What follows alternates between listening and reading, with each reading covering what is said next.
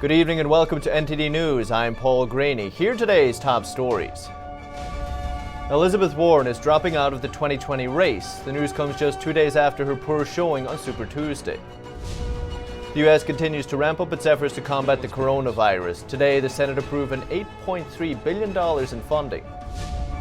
Chaos on the Greek border. Guards are working to repel thousands of migrants after Turkey announced it will no longer block them from entering the European Union. A man from Wuhan tells us why he doesn't believe the outbreak is under control there. He talks about the experiences of his own family and friends with the disease. And oil price desperation. The world's top oil producers agreed to limit production in order to offset falling prices. But they're still waiting for Russia to join in.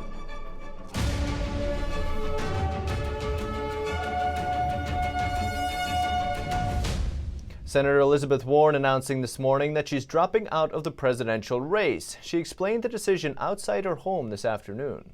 I'm deeply grateful for that. Warren said she is not endorsing anyone yet, implying it is too early to make any decision. Not today. Not today. I need some space around this and want to take a little time to think a little more. The decision to drop out comes after yet another disappointing finish in primary contests across the country on Super Tuesday earlier this week. She branded herself as a candidate who would wipe out corruption in Washington and says that even though she is dropping out, her fight is not finished. I will not be running for president in 2020, but I guarantee I will stay in the fight for the hardworking folks across this country who've gotten the short end of the stick over and over. Warren's narrowing path to nomination started shortly after she accused Sanders of saying a woman couldn't beat Trump, a claim Sanders denies. Then, after she placed fourth in Iowa and third in New Hampshire, she also said Bloomberg made crude comments about women. So it looks like that leaves top contestants Biden and Sanders left. Biden seems to have the upper hand after winning 10 states on Super Tuesday, compared with Sanders' 4. And in other news, Chief Justice John Roberts today responds to an apparent threat to the Supreme Court from Senator Chuck Schumer. The senator's vivid language came during a rally near the Supreme Court. Chief Supreme Court Justice John Roberts responded to apparent threats made by Senator Chuck Schumer to the Supreme Court on Wednesday. Roberts wrote, "Justices know that criticism comes with the territory, but threatening statements of this sort from the highest levels of government are not only inappropriate, they are dangerous. All members of the court will continue to do their job without fear or favor from whatever quarter." Schumer issued the threat outside of the Supreme Court while justices inside heard a case on Louisiana abortion law. Schumer called out 2 justices appointed by Trump by name in a rally organized by pro-abortion activists. I want to tell you, Gorsuch, I want to tell you, Kavanaugh, you have released the whirlwind, and you will pay the price. President Trump also responded on Twitter, saying, "There can be few things worse in a civilized, law-abiding nation than a United States senator openly and for all to see and hear threatening the Supreme Court or its justices." The court case was to determine whether abortion providers needed certain guarantees of access to nearby hospitals. The law was ultimately upheld. Schumer's spokesman says the senator was not offering a threat, but was instead referring to political consequences. Schumer himself spoke earlier today, saying his words didn't come out as he had intended. And in other news, an update on the coronavirus. Today, the Senate passed the House's proposed $8.3 billion funding bill, which will go towards prevention and developing a vaccine. The bill is passed. With all but one senator in support, the Senate passed an $8.3 billion emergency funding measure proposed by the House on Thursday. The bill includes $3 billion for vaccine research and over $2 billion for preventative measures. It also includes $500 million to expand access to health services for senior citizens. They're considered the most at-risk group, alongside those who suffer from underlying health problems. As the government ramps up its efforts, companies are doing the same. Manufacturer 3M has sped up testing and production of single-use N95 respirator masks. They're designed to filter 95% of airborne particles. Vice President Mike Pence visited a 3M factory in Minneapolis, Minnesota on Thursday. 3M in particular plays a vital role in making medical equipment available. Pence, who's heading the U.S. Virus Task Force, has said the federal government is seeking 35 million additional masks per month from 3M. Meanwhile, on the West Coast, a Carnival Ocean liner has been barred from returning to San Francisco until all its passengers are tested. At least 20 people aboard fell ill due to 2 infected passengers who took a previous cruise on the ship. In response, California's Governor Gavin Newsom declared a statewide emergency. Cruise operators are among the worst hit by the epidemic, especially the Diamond Princess, which was quarantined off the coast of Japan in February. There are only just over 200 confirmed cases in the U.S., and Vice President reiterated today that the virus's risk to Americans remains low. He's also urging people not to purchase masks unless you're sick. He says it's better to save them for healthcare providers. And in several countries, people are now panic buying toilet paper and other goods amid news of the virus. But what exactly is behind the panic? NTD's Miguel Moreno talked to a psychologist who says it's a normal response, but the fear does come with consequences. Supermarket shelves are being cleaned out in several countries amid news of the novel coronavirus. So this is Coles North Rocks, toilet paper aisle, absolutely none left. Search hashtag ToiletPaperGate on Twitter and countless pictures and videos of the massive buying sprees come up. But toilet paper is just one item. In the U.S., people are stocking up on hand sanitizer and other goods, even though no shortages have been announced. Psychologist Dr. Robert Reiner from Behavioral Associates told us people do tend to overreact. Based on the available data, it doesn't seem like a normal reaction if a person were behaving rationally, but of course we know that human beings have a tendency to overreact. However, he said he hasn't seen a reaction like this before and that it's probably because the virus, according to U.S. data, has a 2% fatality rate, 20 times higher than the flu. Meanwhile, the World Health Organization said it's 3.4% this week, but Dr. Reiner also pointed to social influence. They don't want to be the one just left short of getting into the party. In this case, they want to make sure that they're taken care of, or they're taking care of their family. So if people see other people doing it, they're going to run out to the store. He added that hysteria is never a good thing and it can have consequences like shortages. Miguel Moreno, NTD News, New York. And OPEC agreeing today to cut oil supply to support falling prices, but it'll only happen if Russia joins in. The world's top oil producers on Thursday agreed to deeper production cuts in a desperate effort to offset a slump in demand caused by the coronavirus outbreak. We now convene at a time when the outbreak of COVID-19 has had a pronounced adverse impact on economic and oil demand forecast in 2020, particularly in the first and second quarters. Meeting in Vienna, members of the Organization of the Petroleum Exporting Countries, known as OPEC, agreed to cut oil output by an extra 1.5 million barrels per day, while extending existing cuts of 2.1 million, which were set to expire this month. But the deal is conditional on Russia and others joining in. Saudi Arabia, the biggest OPEC producer, and other member states have struggled to persuade Russia to support the move. Oil prices, which have tumbled by a fifth this year due to a glut in supplies, now made worse by the coronavirus outbreak, were volatile on the news. The proposed cut, if approved, would be OPEC's deepest since the 2008 financial crisis. And Greek border guards are repelling thousands of migrants trying to make it to the European Union illegally. They're on the move since Turkey cancelled its agreement to block them. NTD's Christian Watchin has the details. Greece has repelled nearly 35,000 migrants trying to cross into its territory illegally for a week, the Greek government said on Thursday. Border guards used water cannons and pepper spray against migrants trying to enter from Turkey and worked to fortify the border. Ankara claims Greek forces shot dead 4 migrants, a charge rejected by Athens. Some groups have said the situation at the border is unacceptable. Last Thursday, Turkey said it would no longer abide by a 2016 deal with the EU to halt illegal migration flows to Europe in return for billions of euros in aid. On Wednesday, EU interior ministers met in Brussels for emergency talks. In a statement, the ministers said illegal crossings will not be tolerated and it will take all necessary measures. The EU accuses Turkey of deliberately goading the migrants to cross the border as a way of pressuring Brussels into offering more money. It's necessary that everybody stands by their commitments and fulfills their commitments. We do not play with the lives of women and men who can take all the risk in a desire to emigrate towards Europe. Today, the German Parliament, the Bundestag, will debate the Syrian civil war and the escalation in the city of Idlib. The crisis at the Greece-Turkey border will likely be a topic too. Yesterday, the Bundestag rejected a proposal to take in 5,000 migrants from Greek camps. Germany's interior minister said there needs to be a European solution. Turkey already hosts 3.6 million Syrian refugees and faces another influx from an upsurge in fighting in northwest Syria. It says it cannot take in any more and complains that EU aid is too little. Reporting by Christian Watson, NTD News, Berlin.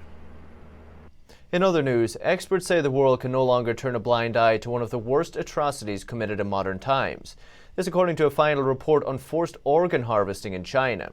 Our France correspondent David Vives met with a surgeon who testified at the tribunal. Surgeon Enver Tohti will never forget the day in August 1995 when he removed an organ from someone against their will. It was a hot day in China's hilly Xinjiang region. Tohti's chief told him to exit the hospital where he was working and go to an execution site without saying what he would do. I can see their executed bodies lying down at the slope of the mountains. Maybe 20, I don't know. Tohti said he heard rifles going off at the same time and was told to come in. And they called me to the side and they briefed me what to do. He said, "That one is yours." They said to remove liver and the 2 kidneys. The prisoner was a Uyghur. Uyghurs are an ethnic, mostly Muslim minority in Xinjiang. Like Chinese Christians, Tibetans, and Falun Gong practitioners, the Chinese regime has also cracked down on Uyghurs. Then from that moment on, I became a robot. And when I started cutting through, I can see there was bleeding. It means the heart was still pumping the blood. That means he was alive. And also when I cut, his body tried to struggle. Tohti said the bullet was not meant to kill the man, yet. I think I killed him. 25 years after that day, Tohti moved to London. He said it took him many years to understand how the Chinese regime brainwashes its own people to the point of making them do things humans would never do. When I started learn English and be able to read what's going on in this world, then I understood there's concept of human rights and there's concept of civilization. Then that kind of, secret, that proud, buried in my heart, come out again. Today, Tohti continues to testify about his experience to alert the public and end what he says, in his own words, is an atrocity. Drawing on various forms of evidence, the China Tribunal interim judgment states there are certain unanimously and sure beyond reasonable doubt that forced organ harvesting from prisoner of conscience has been practiced for a substantial period of time, including a very substantial number of victims. David Vives, NTD News. And still to come, a former Wuhan resident says hospitals in the city are kicking out patients to make room for people with the coronavirus. We bring you the details after the break.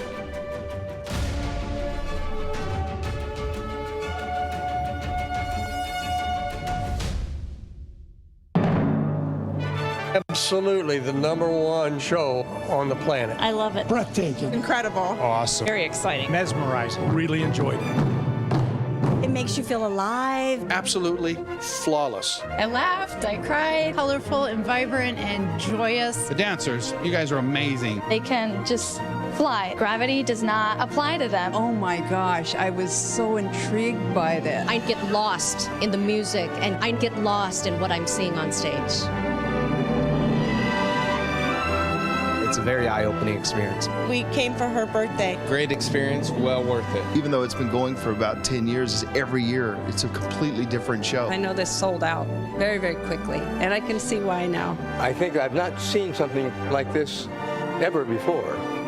I would recommend it to everybody. I recommend it to everyone.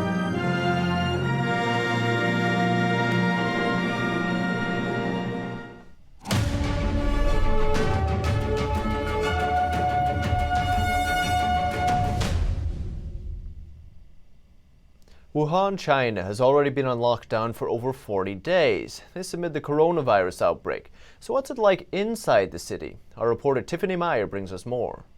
China's vice premier recently visited a residential block in Wuhan. Residents who have been put on lockdown for over 40 days shouted with anger from inside the buildings. Fake everything is fake. Residents also shouted, "We eat vegetables that are very expensive." Recently, Wuhan authorities said residents can buy food at reasonable prices, but many netizens said it is not true.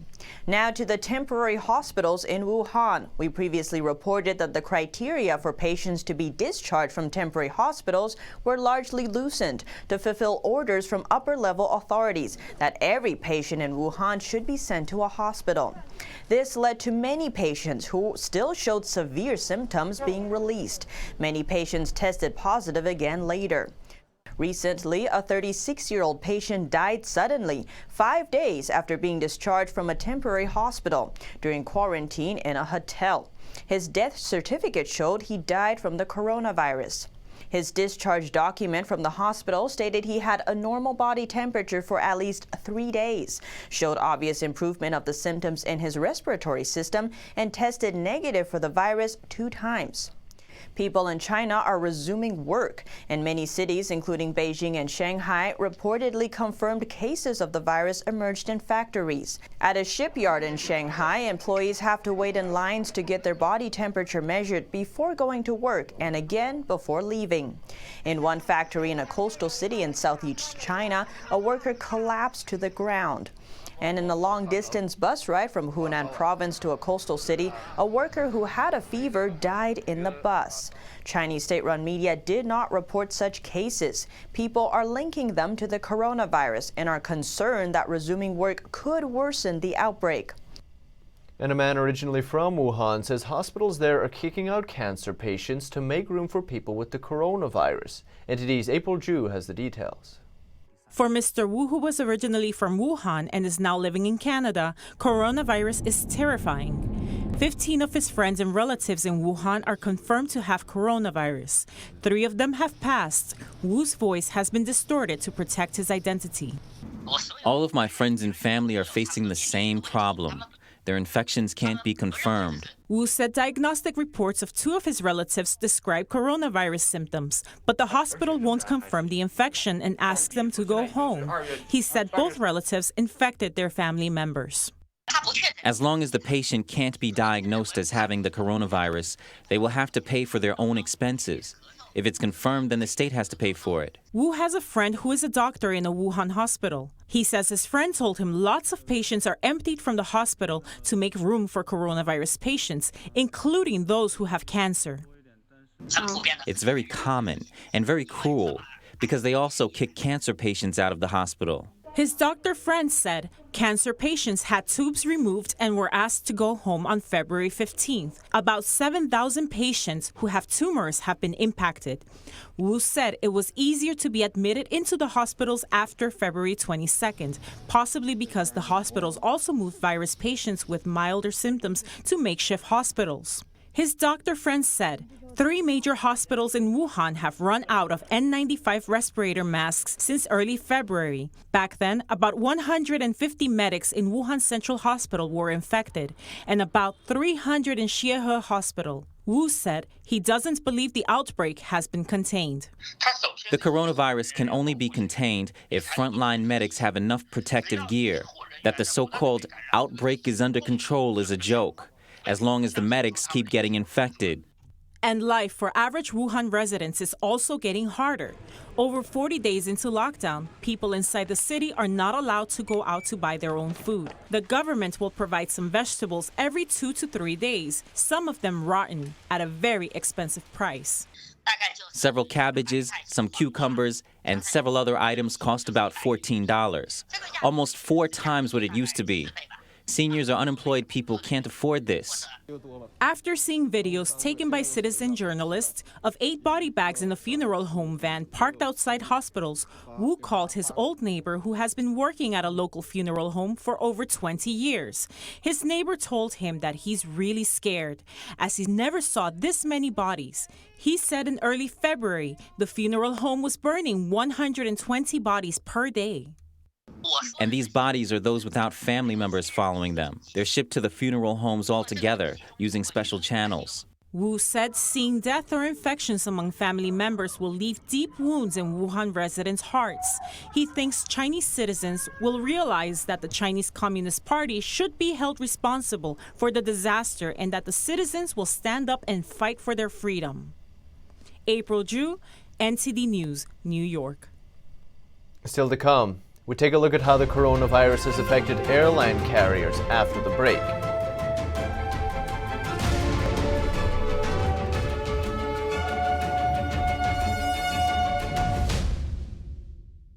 We are being censored. America's news outlets no longer provide the truth.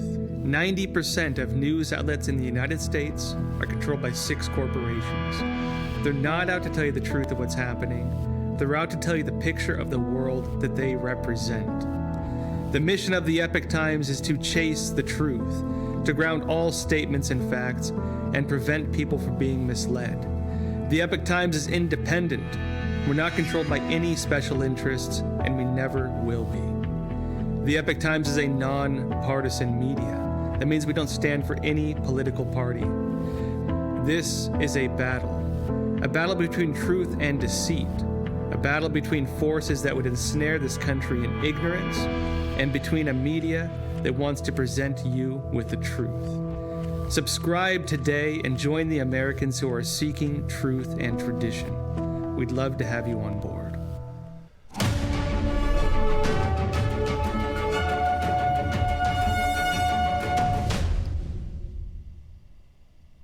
The airline industry is being hit hard by the coronavirus. The industry is expected to lose over $100 billion in revenue this year. As demand for air travel falls, one British airline has collapsed. United Airlines themselves are cutting back on flights. The airline industry may face significant losses in revenue this year due to the coronavirus outbreak, says the International Air Transport Association, or IATA. They're expecting the decline to be as bad as in the 2008 financial crisis. We could see the effect on revenues exceed 100 billion, around about 19% of global passenger revenues. So this would be a revenue shock equivalent to what was seen in the global financial crisis. With less air travel, there will be less business for other sectors, including restaurants and hotels, causing a ripple effect on the global economy. In the SARS outbreak of 2003, travel patterns went back to normal after about 6 or 7 months. The chief economist of IATA says even if that's the case for the coronavirus, Asia-Pacific Airlines may take a much bigger hit from this outbreak because China's travel market is now much bigger. He expects the industry to stabilize in the summer. We will see a recovery to pre-crisis levels, late summer, third quarter. Drops in flight demand causing the already struggling British airline Flybe to go under. United Airlines to reduce flights, stop hiring, and ask employees to take unpaid leave as demand for travel drops. A medical advisor at IATA giving reassurance that normal contact between people sitting a few feet from each other is not risky. And the aeroplane environment is probably less so than in this room right here, because your average jet airliner has an air change rate that's 10 times what this room is. IATA officials saying medical experts in agreement that air travel is safe and there are no known cases of the virus spreading on an airplane. In other news, Toyota is recalling another 1 million cars in the United States. It's the second recall this year. The problem is the oil pump on certain 2013 through 2019 Toyota and Lexus models. It may malfunction, making the vehicle stall and unable to restart, which could be dangerous at high speeds. The Japanese carmaker recalled almost 700,000 vehicles for the same reason in January. Drivers complained the car ran sluggishly and stalled at low speeds. Toyota says the problem is more common in the warmer areas of the country, but the company's problems aren't only in the U.S. The worldwide recall totals 3.2 million. And still to come, NASA reveals the name of its newest Mars rover ahead of its launch into space. Find out what it's called and how it's got its new name after the break.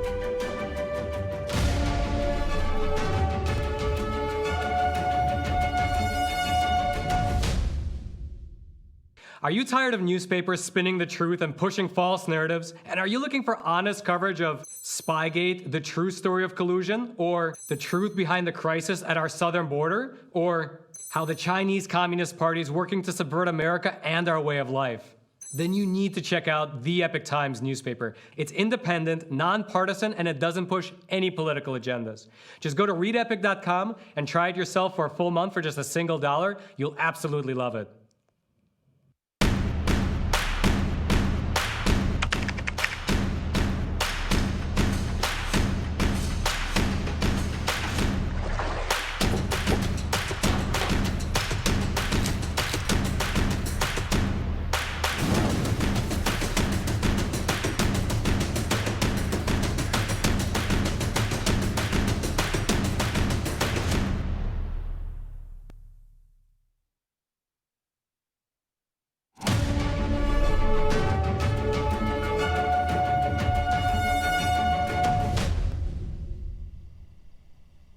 And NASA has officially chosen a name for its latest Mars rover. The spacecraft, known before as Mars 2020, is now aptly titled Perseverance.